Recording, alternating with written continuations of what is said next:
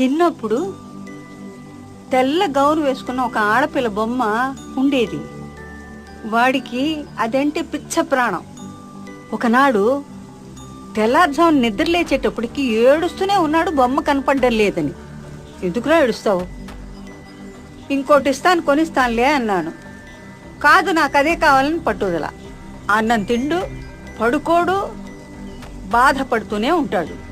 అప్పుడు ఒక కథలా ఈ కాలగమన సూక్తాన్ని వాడికి చెప్పాను.